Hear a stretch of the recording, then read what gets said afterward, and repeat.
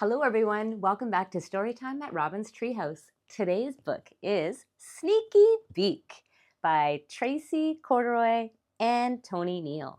Let's start. Sneaky Beak, what are you about? Sneaky Beak. Bear and Hamster were enjoying their favorite program when suddenly it stopped for an advert. Not that Sneaky Beak again, tutted Bear. What is it this time? Is your bed bouncy enough? Our Snores Galore mega bed is the bounciest ever. Sweet dreams guaranteed every night. Call for a bounce test on your old bed now. A bounce test, chuckled Bear. Oh, Hamster, whatever next. But late that night, Bear's head began to whirl. Was that a broken spring? And was his mattress sagging? As Hamster snored on, Bear just couldn't sleep. Good gracious me, he cried. What if my bed isn't bouncy enough after all? And he tossed and he turned all night long. First thing the next day, Bear called for a bounce test, and Sneaky Beak zoomed up in a van. Hello, trouble sleeping? That simply won't do. If you need a new bed, I've just a deal for you. His bounce test bunnies got to work. Then Sneaky Beak checked the report. Thank goodness you called, Bear, he said with a gasp. This bed's out of bounds completely. You need the Snores Galore mega bed right away. But Bear's new bouncy bed was enormous.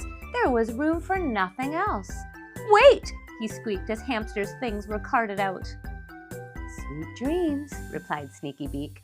Oh, but remember, you'll sleep better after a nice bubbly bath. He handed Bear a leaflet and was gone. What? Gulped Bear and started to read. Is your bath bubbly enough? Our Super World Turbo Tub has it all. Wave machine, bubble blowers, jets, and more. Call now. Bear shook his head. Our old tub is just fine. But at bath time, he wasn't so sure. Gosh, what if our bath isn't bubbly enough? He cried. Uh-oh. Bear rang Sneaky Beak at once, who rumbled up in a 10-ton truck. Hello, Titchy Bubbles? That simply won't do. If you need a new bath, I've just a deal for you. It came with boxfuls of taps and tubes that soon filled the entire bathroom. Marvelous choice, Sneaky Beak chirped when at last the job was done. Oh, what does this twirly thing do? Wondered Bear. And they soon found out. Whoosh! Uh-oh. Next morning at breakfast, Bear was waiting with a present. Here, Hamster, to cheer you up, he said. It's a crunchomatic granola maker. See? The thing is, he explained, I was starting to worry that our cereal wasn't crunchy enough. Don't start the day with a soggy snack. Bring that crunchy goodness back. He plugged it in, and Hamster waited as the oats and the raisins softly swirled, and then with a clunk and a whirl, breakfast was served. Hamster, shrieked Bear, take cover! Hamster's present hadn't cheered him up at all. We need a holiday, Bear said with a sigh. Then two beady eyes popped in. Hello, feeling glum? Need a break from this place? My holiday rocket will blast you into space. In a blink, Bear was whisked up into the rocket. Then zoom, he was soaring through the sky, while Hamster was getting further and further away. Outer space was really quiet and calm, the perfect place to think.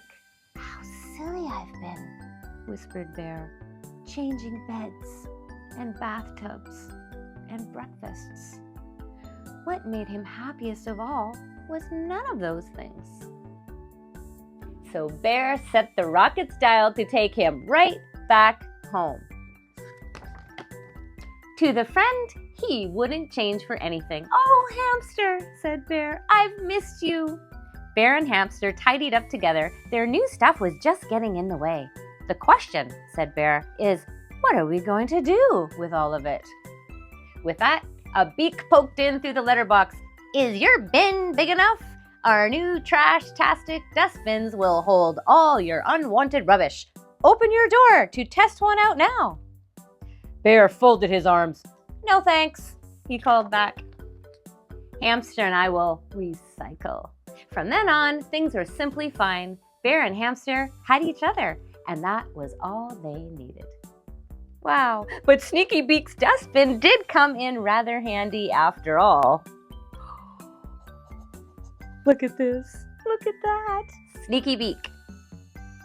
And like I always say, good night, because it's bedtime.